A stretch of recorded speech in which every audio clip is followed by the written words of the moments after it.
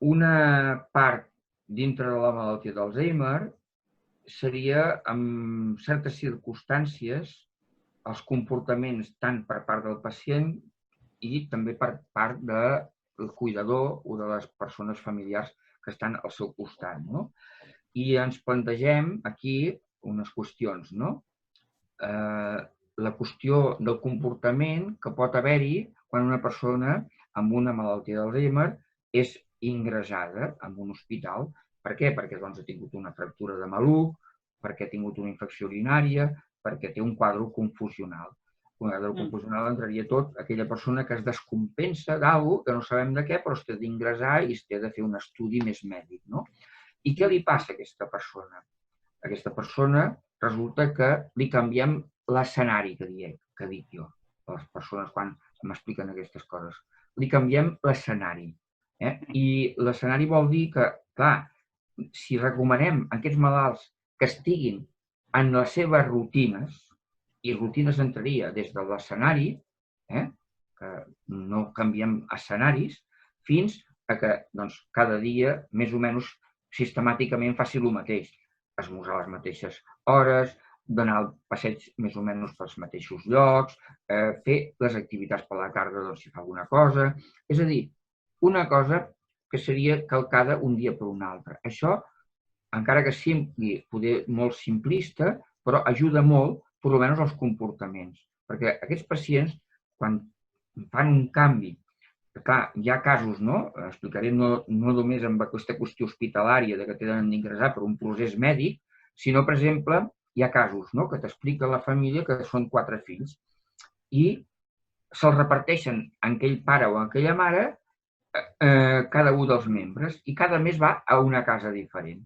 I et diuen, és que esclar, quan m'arriba a casa, els primers dies és que no sap res, es torna nerviosa, no sap allò, s'equivoca de lavabo i es posa nerviosa, ve a la nostra habitació, etc. Clar, aquesta persona, pot ser que aquell pis el coneixia o aquella vivenda la coneixia de fer anys, però se li ha anat esborrant i es té de tornar a organitzar allà. Però li costa fer l'aprenentatge. Per tant, es pot passar els primers dies fatal, perquè s'angoixa de més. I pot crear això, un quadre confusional, un nerviosisme, etc. Per tant, la persona, quan mantenim aquest escenari que dic jo, és important. Quan una persona la tenen d'ingressar en un hospital, que per suposat que no és la seva casa, no és el seu àmbit de rutina i normal de diari, doncs resulta que té de canviar el seu esquema. Però el seu esquema mental no li permet fer aquell aprenentatge. Per tant, està en una confusió. Llavors venen quadres d'agitació, d'inquietud, etc. A part de la qüestió mèdica que pot tenir, que això també, O sigui, si una persona s'ha trencat un maluc o una persona li tenen de fer una petita intervenció i li fan una mica d'anestèsia, etc., tot això són agressions, entre cometes, per a aquella persona que és capaç de tolerar-lo pitjor que una altra persona sense aquests problemes. Això seria l'explicació. El que no puc explicar és realment què passa dintre el cervell. Jo diria que, clar, això són reaccions d'alguna forma de comportament, com qualsevol, tenim reaccions de comportament que si t'insulten et pots barallar amb el que t'està insultant, no? Arribar a les mans, no? És a dir, és un canvi de comportament perquè hem canviat l'esquema, perquè ell no es troba bé, quan nosaltres estem malament també, la majoria de la gent estem incòmodes i estem neguitosos i estem irritables més que el normal. Per tant, aquella persona que si té un procés mèdic i, a més, li han canviat l'escenari, la seva resposta és un quadre de confusió, d'alteració, d'estar pitjor en general i més irritable, inclús agressiu, que pas el que estaria. Això seria aquesta qüestió. L'altra qüestió que em plantegen és, clar, els símptomes que quan una persona comença a tindre la davallada més final, més terminal, de quan pot advertir que aquella persona acaba morint-se, no? Clar, això és molt difícil, no ho sabem, ni siquiera amb malalts d'Alzheimer, ni amb malalts d'unes altres patologies, d'unes altres malalties, ni amb persones que avui en dia una qüestió que tenim d'aclarir és que hi ha gent que avui en dia arriben a morir-se sense malaltia. O sigui, s'han mort perquè la vida s'acaba. I això ho estan ja, d'alguna forma, publicant. Per què? Perquè doncs, hi ha gent que, d'alguna forma, afortunadament, té una bona salut i has de morir. No?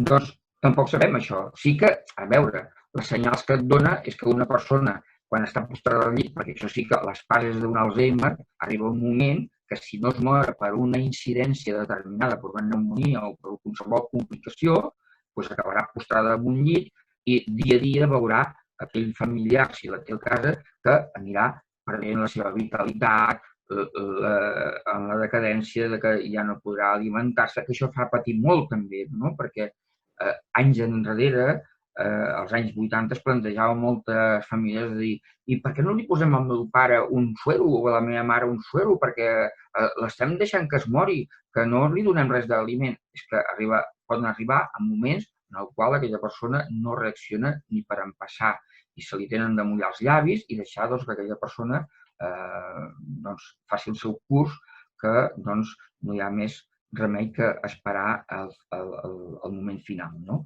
hi ha una qüestió que et doni la senyal del moment, però sí que et dona aquestes senyals de progressió, d'acabar a poc a poc, excepte, ja dic, que sigués una incidència d'una altra malaltia.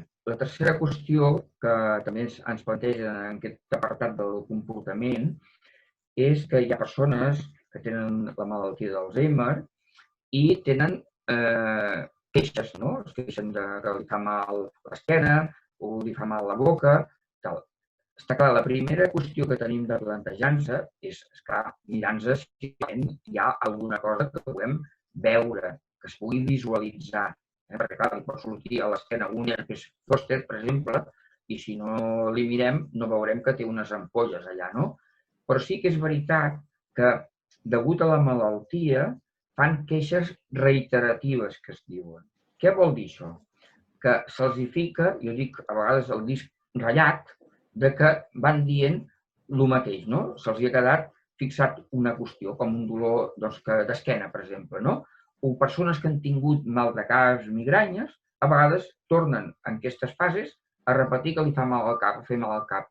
Està clar, és difícil primer de constatar aquests símptomes, perquè són simptomàtics subjectius del que sent aquella persona, per tant no els podem constatar a ningú, no? L'altra cosa és que es prenguin aquestes mesures, que si, jo què sé, si li fa mal al costat, el que sigui, prendre la temperatura, mirar les 4 coses bàsiques perquè no es passi res desapercebut. Però ja dic que això es pot tornar com una rutina de queixes reiteratives, perquè ells diuen una cosa, no se'n recorden i tenen la queixa constant, no? Aquí em plantegen de dir, és bo donar-li una pastilla? Clar, jo a vegades els dic a la família o al cuidador, miri, li dona en aquell moment, si les qüestions estan reiteratives aquell dia, un paracetamol, no li farà cap mal, i a vegades amb això fan, d'alguna forma, com si percebissin aquell cuidado extra que li dones i ho perceben com algo bo. I, per tant, almenys els tens una mica calmats en aquesta qüestió. Més no per la qüestió del paracetamol, que potser químicament li fa efecte, sinó per l'efecte de l'acte que has fet. Potser el dia següent li passarà el mateix i potser el pots controlar, reconduir, jo sé, distraient-lo, perquè una altra qüestió és, en lloc de donar una pastilla, jo sempre dic de prendre actituds de reconduir la persona, no? Com reconduïm una persona que està en un llenguatge reiteratiu de coses i tal, no? O que veu coses, per exemple, a vegades que tenen al·lucinacions i veuen coses, no? És apartar-lo d'aquell tema i aquesta persona tu li dius, doncs mira, anem a prendre's un cafè o una tila o fem unes herbetes i tal, i tu li canvies l'escenari que dic jo. És a dir, trenques aquella reiteració contínua que té un cercle viciós de pensament i li traslades amb una altra qüestió de fer una altra cosa. I amb això, a vegades, trenques aquella reiteració. Seria una actuació farmacològica, donant-li una pastilleta, com he dit, o bé una actuació de reconduir amb un canvi de conducta o de fer una altra cosa d'activitat. Y con una golosina, por ejemplo, se puede También funcionar.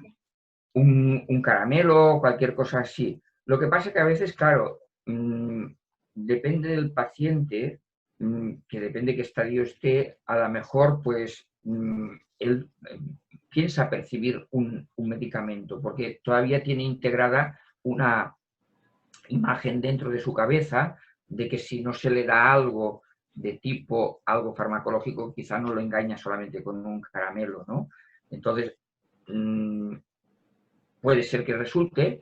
Todas las estrategias son válidas, ¿no? Porque hay que buscar estrategias. Yo siempre digo que afortunadamente el cuidador, el que está al lado de un paciente así, sus capacidades las tiene mejor para de alguna forma colarle el gol al otro. Desgraciadamente el otro tiene menos capacidades y por tanto el otro podrá de alguna forma, aquello en fútbol sería regatear y no, que no le quiten la pelota, sino que él sepa llevar la pelota, el cuidador.